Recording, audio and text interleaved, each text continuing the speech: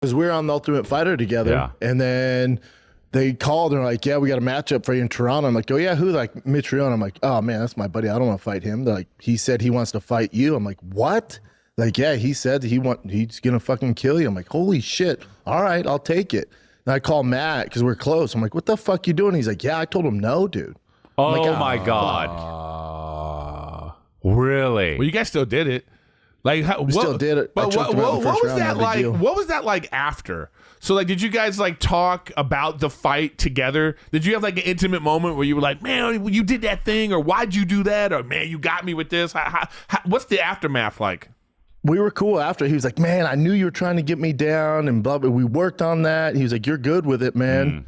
Cool. But we're boys. I mean, before that, after, nobody got hurt. That was the best case scenario. No one got knocked out. He just got choked unconscious. Okay, I cool. jumped on top of the octagon. I was on the front cover of Toronto News. Okay. Not a big deal. Okay, well, yeah, Okay, that's wow, this that's story not what went- it's about, yeah, but yeah. okay. Okay, I that do wasn't my appreciate you question, bragging, but though. all right. I like that. Thank you, guys. Thank you. Wow. It also happened on the night of John Jones versus Alexander Gustafsson, which is the greatest light heavyweight fight of all time. Really? Yeah. Really?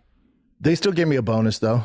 Okay, again, making it about you, which I appreciate, but it's just, let's be clear. He smoothly made it about him, Yeah. which is great. Well, I'm just saying, it's a big deal to get a bonus on that fucking card. That's very cool. Did you have an advantage because you knew him, because you guys were friends? Did that make it a more interesting fight? No, not really. And we trained together before that. Matt was so fucking athletic and big. He was a problem, man. That was a tough fight for me. Really tough fight. And the UFC tried renegotiating my contract because I was my last fight of my contract, and they never let you fight to your last fight. You can, but it's super dangerous. So I told the UFC, I turned down their initial offer. I was like, I'm going to win this one, then renegotiate. So all my sponsors were up after this fight. My UFC contract was up at this fight. So if I would have lost, I'd been fucked. So when I won, that's the happiest I've ever been. Damn. Wow. So that's money after that. And that's how you became a billionaire. The first UFC billionaire. And then Dana White. Billionaire, dude. Billionaire. All right, cool. What's good? I mean, how's that going for the UFC? Like, because I hear so many people talk more about it now because of the, they like the Paramount deal. Yeah, Yeah. they left. They're leaving it. Their last fight is this weekend on ESPN. Then starting in January, they're on Paramount, and their deal with Paramount is $7 billion. Oh, wow. And zero Paramount made to a- the fighters, right? Yeah, like- Paramount made a bid for 0.5% to the Warner fighters. Brothers, too, right? Yeah, I know. And Netflix got Warner Brothers, right? Well, no, Netflix made an offer. Chris D'Elia trolled Brendan Schaub over his pathetic UFC career. So, some interesting things happening behind the scenes here. If you don't know, Brendan Schaub once again is going after my YouTube channel with false copyright strikes and takedowns. Now, this is weird and getting messy behind the scenes because I was kind of tipped off that this was going to happen, not like this exact thing, but that something was going to happen. And I got tipped off like almost a week ago, if that. And then like a few days later it happened. So the Nick Simmons guy, it says his email. So like, does Nick Simmons work for Brendan Schaub now? That's the guy who goes on and they're like, he's the Reddit guy. Ugh. But why is it like in his email now? Why would they even attempt to do a takedown? Like I said, I know what their like argument's going to be, but it's not going to work because this was part of the lawsuit. Patreon videos done the exact same way they are done. Every video that you people see me do and go, oh, how can you just do that? All those same exact videos were played during the lawsuit. And the most extreme ones.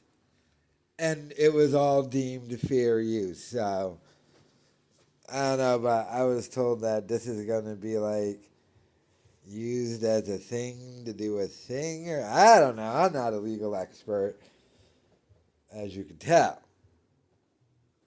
I don't know that much about lawsuits and things of that nature. But, so they did that one. I don't know if they're going to keep coming for more.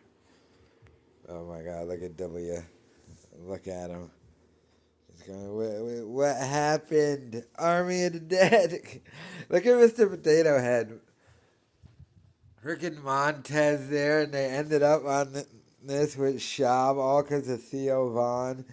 And then Schaub went to the Tucker Carlson party and just bothered Theo the entire time. Oof. Theo probably couldn't even ditch him, which he wanted to do. But, yeah, I mean, the behind-the-scenes thing, it's always annoying with this dude. It's always some obsession with me. He loves this lawsuit. Evidently, like, here's the craziest thing about this lawsuit. I remember when the deposition was done, and his lawyer was like, all right, let's talk settlement. You just admit you're guilty and pay us $1. I said, no. And then the settlement talks turned into how much money Schaub was going to pay me to plead guilty. It was weird.